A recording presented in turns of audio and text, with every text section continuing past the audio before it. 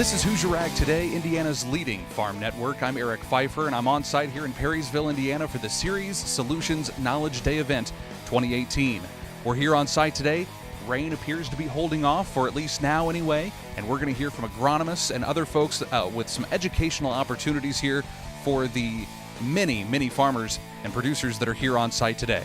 So let's take a look now and let's meet some of our CCAs and some of the agronomists here on site with Ceres Solutions.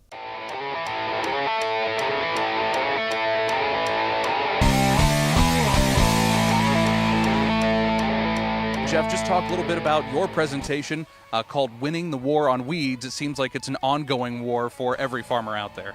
It is, Eric, and every year's a battle trying to control weeds. So we kind of focused on some of the more challenging driver weeds in Indiana, which would be the glyphosate-resistant mare's tail, water hemp, palmer amaranth, and giant ragweed. So we talked about fall burn downs for mare's tail if you're in conservation tillage, and then using a good burn down again at planting time, a residual at planting time to control some of these weeds, not let them get them out of the ground, and then layering another residual and spraying small weeds. So we kind of focused on those areas.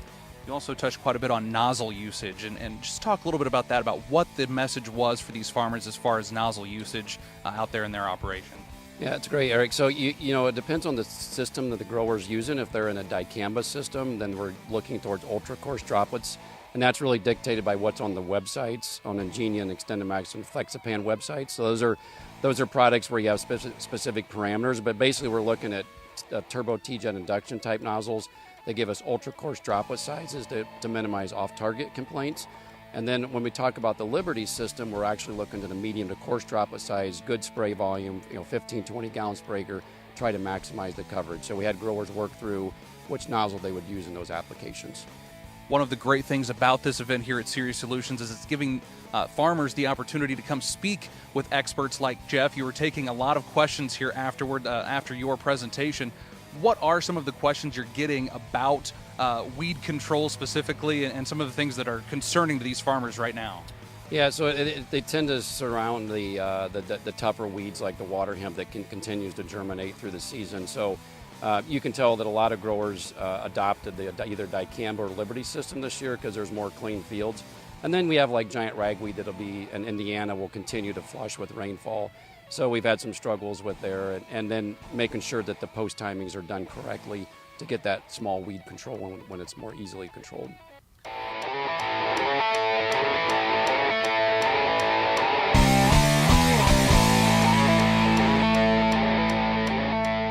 Cover crops are now, right behind corn and soybeans here in Indiana is the most produced crop. But talk a little bit about some of the advantages for folks to go through that process that they really need to weigh. So as you think about cover crops, some of the things that Carter talked about the most is water infiltration or help with reducing soil erosion. So the farms that he's seen the most turnaround with economic yields has been those farms that have a little bit of lay to them.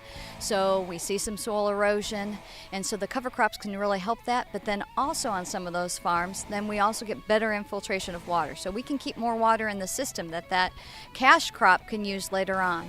Another thing that he noted, and which is weed control. Some of the things as he started adopting cover crops, he noticed he had some of the aha moments of that field that we had cover crops that we didn't necessarily get killed as timely as we wanted to had less weeds. Well, if I've got less weeds, then I might have may need less herbicides overall. That could be good for the environment, and that could be good for my operation economically and sustainably.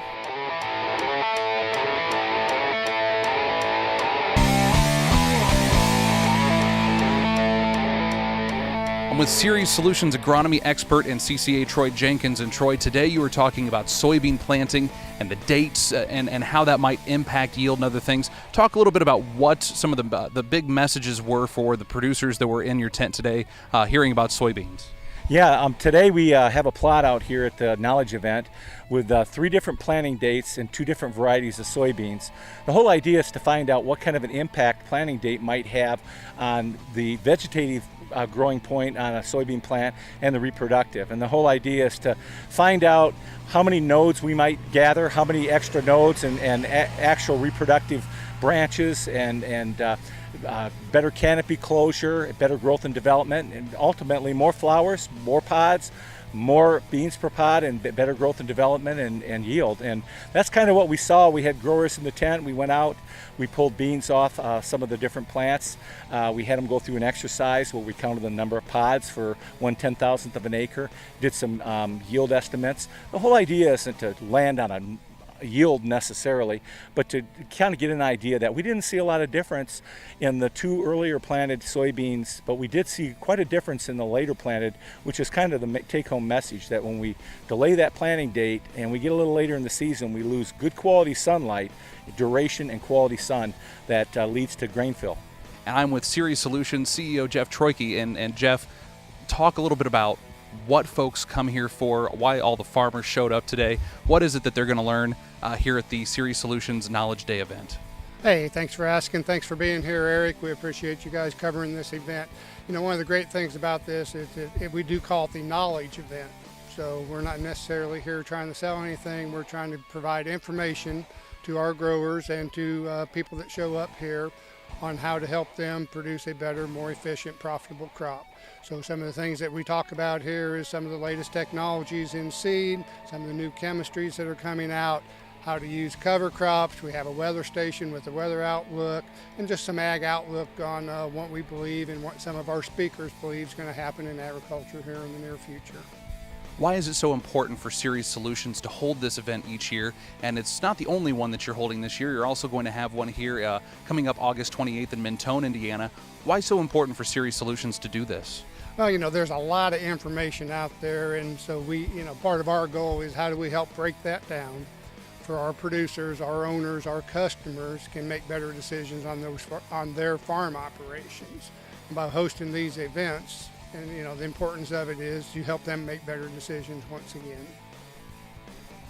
My thanks to Jeff Troike, Jeff Nagel, Betsy Bower, and Troy Jenkins, all of Ceres Solutions, for showing us around and giving us some tips here from the Ceres Solutions Knowledge Day event in Perrysville, Indiana. If you weren't able to make it out to Perrysville, be sure to head to Mentone on August 28th for the Ceres Solutions Knowledge Day event. I'm Eric Pfeiffer, Hoosier Ag Today, Indiana's leading farm network.